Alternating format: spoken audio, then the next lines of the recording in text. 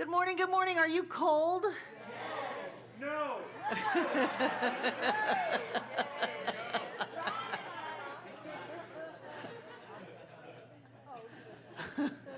Well, I'm going to leave you to your own creations. So this week, we have started our fall classes. And if you remember, it was about a month ago that we installed our last group of licensed practitioners into the center.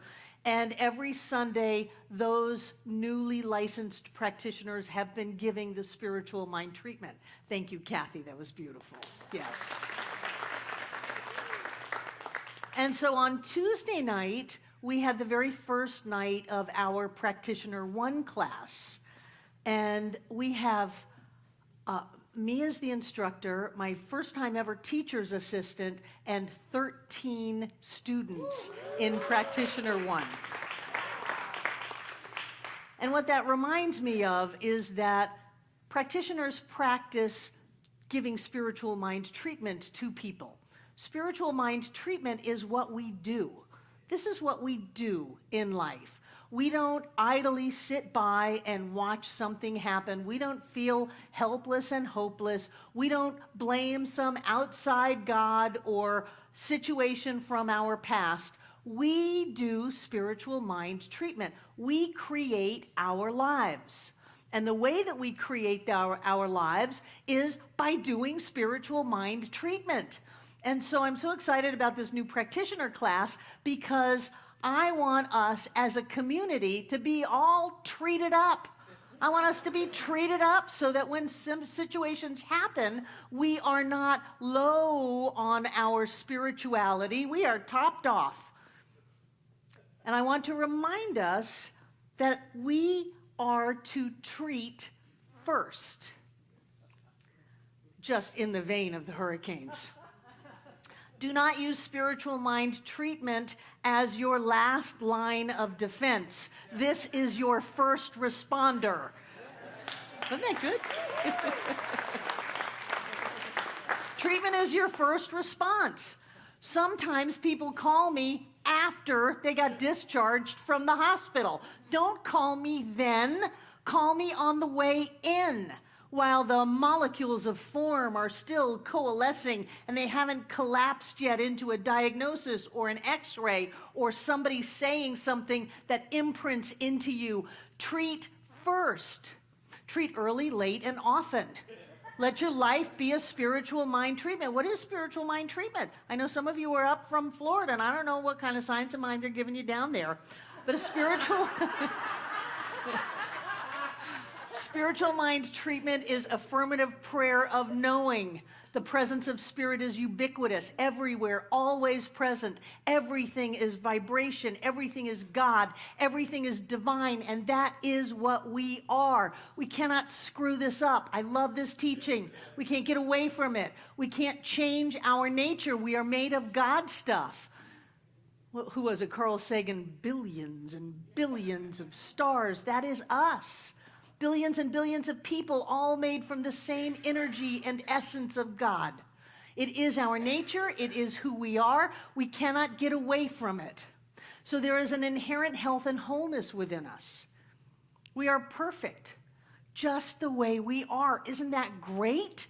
We don't have to live up to some idealized image. This life is not a test. It's not a pop quiz where if we pass it, we get eternal whoopee, and if we don't, we get to burn in hell forever. That's not what's going on. We are ageless, eternal, spiritual beings alive and well on planet Earth. And we are creating every bit of our experience. I don't care how much it looks like it's coming to us from out there. That is impossible because there is no out there. Everything is done in mind. Everything is done in consciousness. Everything comes from the within to the without. Nothing is on the outside that wasn't first inside of us. We are the ones in charge of our lives. We are the captains of our ship. We determine our destiny. We are the masters of our fate. And it is up to us to train ourselves to be in the consciousness that has a life of health and wholeness and a joy and love, because none of that other stuff is real. It is so much easier to be prosperous than to be poor. It is so much easier to be healthy than it is to be sick. It is so much easier to love than to hate. It is so much easier to be in the groove of spirit manifesting in me, as me, is me now, than to fight it all and to feel helpless, hopeless, and small. None of that is real. It is all created inside of ourselves with smoke and mirrors, and we believe that it's so, and so it looks like that, but that's not who we are. We are God beings. We are God in form as us, period, end of story. And our only job is to remember that and to live that. It seems that more and more my life is based on reminding people of who they are. That you're a God being of light and love. You twinkle in and out of form in nanoseconds. That you're not a physical being. You're a God being. You're a vibrational being, that the universe is here to support you, because how can life go against itself? Well, I don't know if it's the will of God that I prosper in this lifetime. Oh, pooey. How can an infinite energy manifest as you with no edges, no limitations of any kind, not prosper itself as you? You know how much work it takes to be poor? Wow, it takes so much work to be miserable. You got to keep at it. You got to keep telling all your friends, get them all into agreement for that.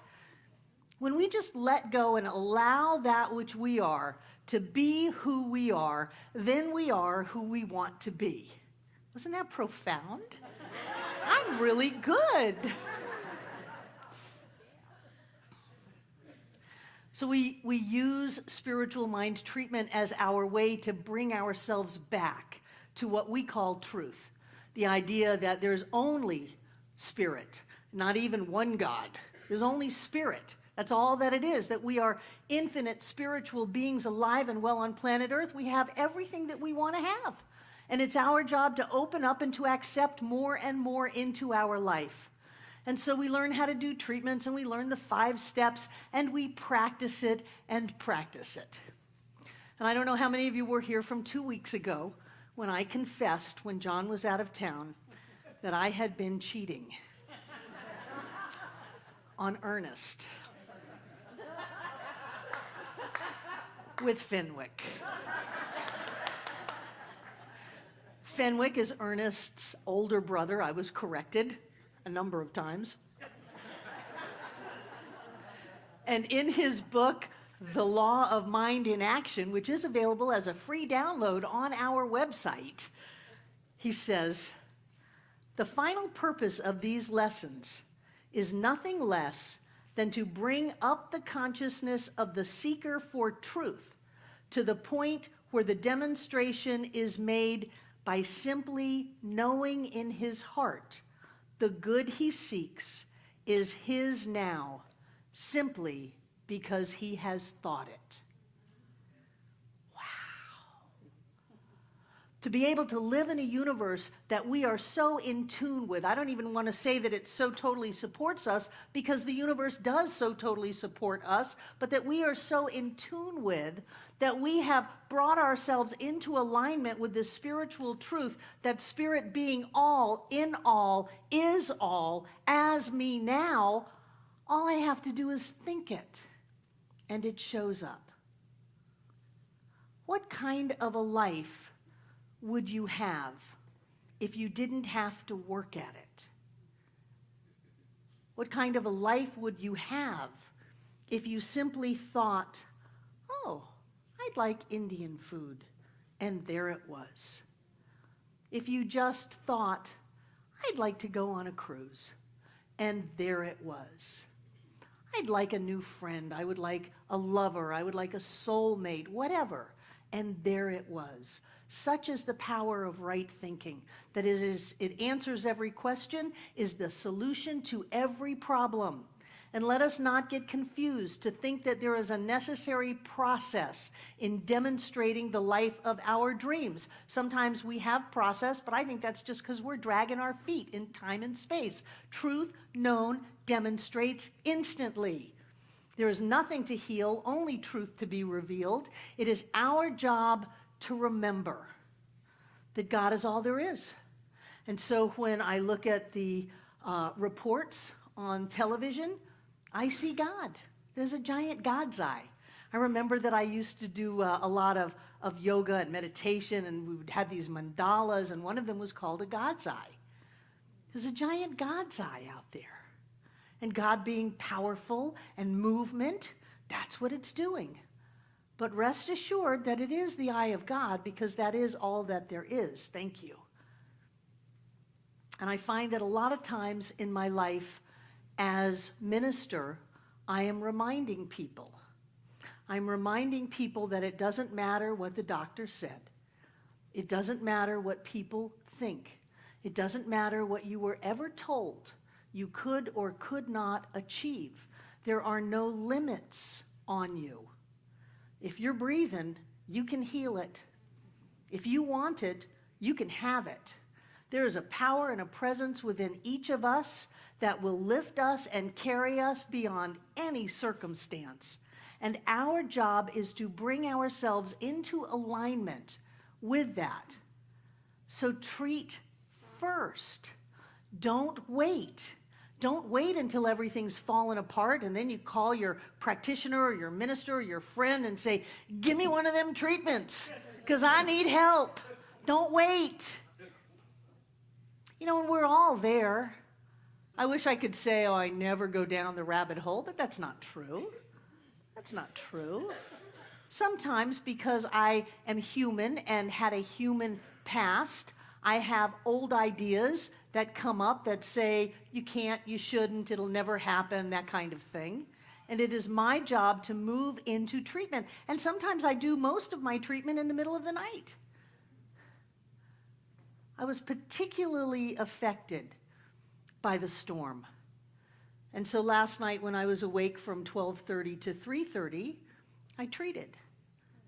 I treated not to turn the storm. Don't tell me I did that. I didn't do that. I don't like to mess with Mother Nature. There's a balance and a wisdom and an intelligence and all of that. But I treated for safety, that every person in that path is divinely guided, that they have everything that they need to do whatever it is they choose to do, that they have the entire universe at their disposal, that we are amazing manifestors, and that we can experience something that someone might tell us is going to be overwhelming to our life, and we can come out smelling like a rose. Think about the storms that you've gone through. I am grateful for the storms in my life. Not that I want to wish that on anyone, but there is good and there is value in all of that. I'm reminded of Captain Dan on Forrest Gump, strapped up to the mast of the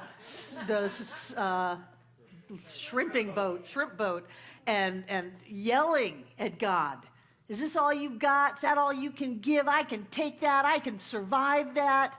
And sure enough, that was a healing point in his life. And so I claim the good in this. And I know that whatever choices people make, they're still loved. They are still safe. They are still perfect, whole, and complete. Treat first. If you start to feel a little funny, like something may go wrong, stop everything and treat. Because if you continue to act from the consciousness that something may go wrong, you're going to have something go wrong. Don't do that. Oh, well, I've got to hurry up and get there so that this can be a disaster. No, stop. What is it? Don't just do something, sit there. And remember that everything on the outside is a reflection of the inside. That who you are is God in form. You are magnificent. You are all-powerful, all-knowing, everywhere present. That which is inside of you is connected to everyone now in the past and in the future, that we can have our lives the way that we want them by going back into the awareness that we are connected, that we are loved, that we are a part of the whole, that we have that within us, that which can never be denied, can never be taken from us, that can cure anything, can change anything, can manifest anything. That's what we do. We're metaphysicians. We don't use that word much anymore, religious scientists. We do spiritual mind treatment. And I encourage us all to remember that the time to treat is now. To always, before anything happens, before you do anything, before you make any choices, before you take any action, sometimes before you open your mouth, treat first. And so it is.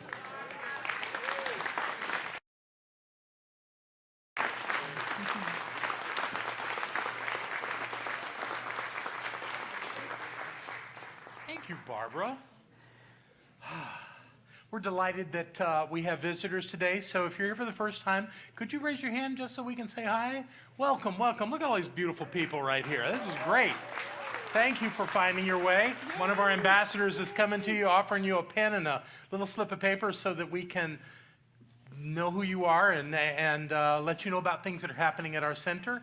We're delighted to welcome you, and we have a gift for you out in our welcome center where our ambassadors will greet you after our celebration. Thank you so much for being with us. Look at all these folks.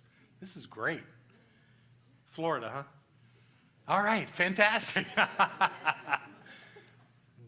There we go. Okay, so let's have our prosperity acceptors come forward, and if you would, take out what you're going to give today. As I collect up these envelopes and checks that have been awaiting to be put into the basket, we're going to do that here in a moment. And I want to invite those who are watching this video that you too can support this center.